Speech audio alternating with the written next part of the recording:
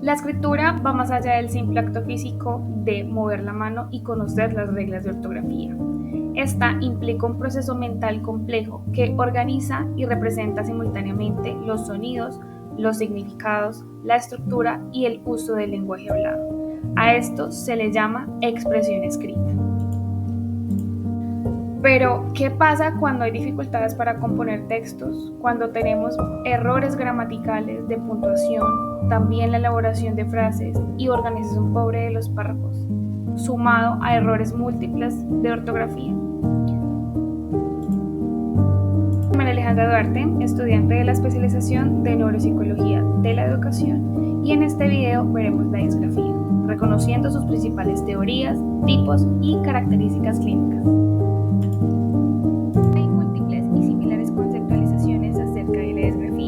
El Código Internacional de Enfermedades, CIE-10, la clasifica como un trastorno de la expresión escrita. El Manual Diagnóstico y Estadístico de los Trastornos Mentales, DSM-5, la clasifica como un trastorno específico del aprendizaje que se caracteriza por dificultades en la expresión escrita.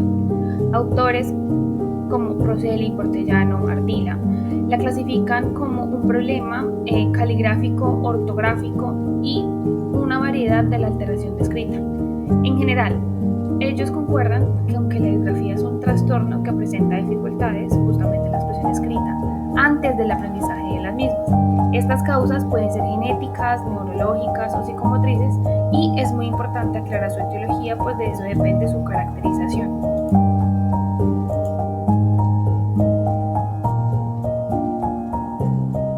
La lectura es una función cognitiva compleja que involucra la interacción de múltiples áreas cerebrales. A continuación veremos las diferentes teorías y sus autores. La teología de los trastornos del aprendizaje incluye la consideración de factores intrínsecos, perinatales y extrínsecos. Esto la describen en 3 etapas. Como primera etapa tenemos la recepción y comprensión del mensaje. En ella, el cerebro recibe y entiende el mensaje a través de las áreas auditivas y visuales específicas. El área de Wernicke en el hemisferio izquierdo es crucial para comprender mensajes auditivos, mientras que las áreas occipitales procesan la información visual. La segunda etapa es la transcodificación. Esta es la más compleja. Aquí, las áreas temporoparieto-occipitales izquierdas convierten los mensajes percibidos en formas escritas, como transformar sonidos en letras. Y finalmente, la tercera etapa del acto motor, que es donde la información se envía desde las áreas sensoriales al área de Broca en la corteza frontal, que planifica el movimiento. Luego, la corteza motora primaria ejecuta el movimiento de escribir. Este modelo resalta la naturaleza distribuida de la función de la escritura en el cerebro, donde la colaboración de diversas áreas es esencial para la producción del lenguaje escrito. Comprender estas etapas y las áreas cerebrales involucradas es fundamental para el estudio y la intervención de los trastornos del lenguaje escrito. Desde la perspectiva de Luria, que descompone el acto de escribir en una serie de procesos interconectados, asociando cada uno de ellos a diferentes áreas específicas. Desde los sistemas funcionales, Luria consideraba que las funciones cognitivas, como la escritura, son el resultado de la interacción de sistemas funcionales complejos, no de áreas cerebrales aisladas.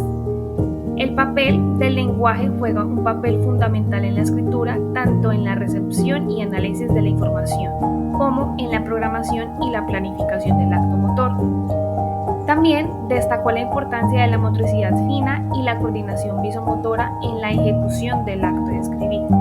Y destacó una de las funciones ejecutivas de la corteza prefrontal, la cual es crucial para la regulación y el control del proceso de escritura, permitiendo el monitoreo y la corrección de errores, así como también el mantenimiento de la atención. El DSM-5 refiere que este trastorno específico del aprendizaje es un problema del desarrollo neurológico con raíces biológicas, pues su base causa irregularidades en la función cognitiva.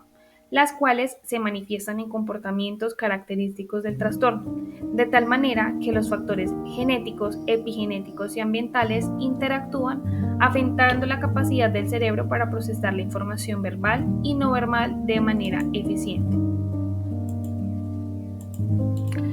De acuerdo al Código Internacional de Enfermedades CIE-10 y el Manual Diagnóstico y Estadístico de los Trastornos Mentales DSM-5, la disgrafía se divide en dos tipos, los cuales veremos a continuación. Las clasificaciones para las dificultades de la escritura son limitadas, ya que algunas se enfocan únicamente en problemas gramaticales y sintácticos, ignorando las dificultades grafomotoras que son comunes y a menudo coexisten con las dificultades sintácticas. Portellano en su texto menciona dos tipos de disgrafía, la disgrafía motriz y la disortográfica. La disgrafía motriz se centra en dificultades con el acto físico de escribir. Esto se debe a anomalías perceptivo-motoras, resultando en una escritura deficiente. Aunque la gramática y el lenguaje sinfónico pueden verse afectados, en algunos casos la disgrafía motriz se presenta de forma aislada sin afectar la comprensión de contextos. Las principales alteraciones que se pueden ver en la disgrafía motriz, de acuerdo a los trastornos de la escritura, pueden ser forma defectuosa de las letras, macrografía, micrografía o tamaño irregular de las letras, inclinación defectuosa de las letras, inclinación defectuosa de los renglones, espaciación defectuosa de las letras dentro de cada palabra, entre otros. Y desde el trastorno en el control perceptivo motor, la distonía, el grafoespasmo, la posición inadecuada del lapicero, la hipotonía, presión inadecuada al escribir, trastornos de fluidez y el ritmo escritor, entre otros. La disortografía es un trastorno que afecta a la gramática en la escritura y esta suele estar vinculada a la dislexia. Los errores varían desde simples faltas gramaticales y ortográficas hasta distorsiones graves en la relación sonido-letra, como omisiones y sustituciones. En casos severos, estos son característicos errores de la disfasia del desarrollo. Aquí tenemos diferentes características de principales errores disortográficos en la escritura. Por ejemplo, omisión de letras, omisión de sílabas, omisión de palabras, agregado de sílabas, agregado de palabras, sustitución de letras con sonido familiar, rotación o inversión de letras o números, inversión de sílabas, entre otros.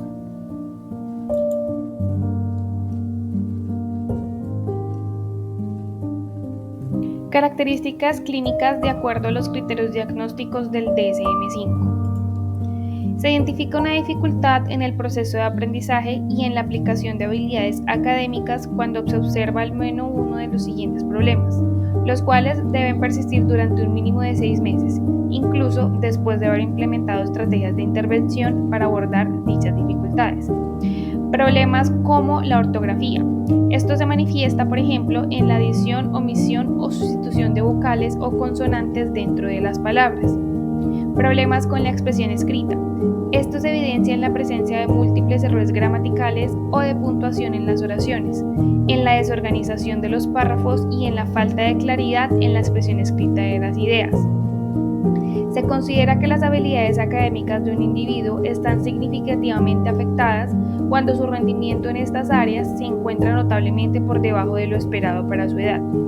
Esta discrepancia debe ser lo suficientemente grande como para interferir de manera considerable con su desempeño académico, también laboral o en sus actividades cotidianas. La confirmación de esta dificultad se realiza mediante la aplicación individual de pruebas estandarizadas y con evaluaciones clínicas exhaustivas. En caso de personas de 17 años o más, la evaluación estandarizada puede sustituir la necesidad de contar con un historial documentado con estas dificultades del aprendizaje. Las dificultades del aprendizaje suelen tener su origen durante la etapa de la educación escolar. Sin embargo, es posible que no se hagan evidentes hasta que las exigencias académicas superen estas capacidades limitadas del individuo. Esto puede ocurrir, por ejemplo, cuando se enfrenta a situaciones como exámenes con límite de tiempo, redacción de informes extensos, también complejos y con planes ajustados, o la realización de tareas académicas que implican una carga de trabajo excesiva. Para poder diagnosticar estas dificultades del aprendizaje, es fundamental descartar otras posibles causas. Estas dificultades no deben ser atribuidas a discapacidades intelectuales, problemas de visión o audición que no han sido corregidos, tampoco a otros mentales, trastornos neurológicos o situaciones de adversidad psicosocial.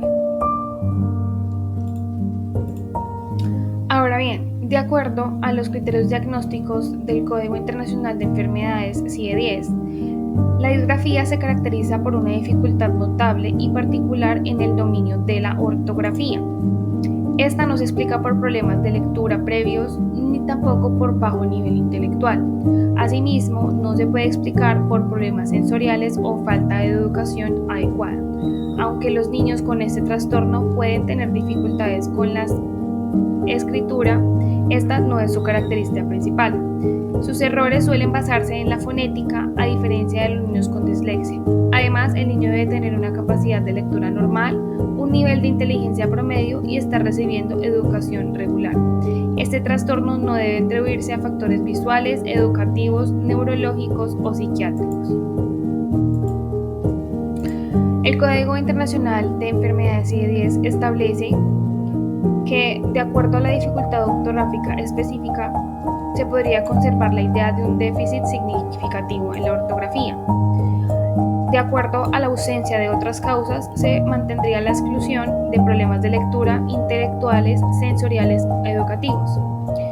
De acuerdo con la diferencia con la dislexia y la disgrafía, se resalta en los tipos de errores ortográficos. El nivel de lectura normal se mantiene el requisito de una capacidad de lectura adecuada. De acuerdo al nivel intelectual y escolarización, se mantiene la idea de que estos factores deben ser los adecuados y se excluyen los factores causales.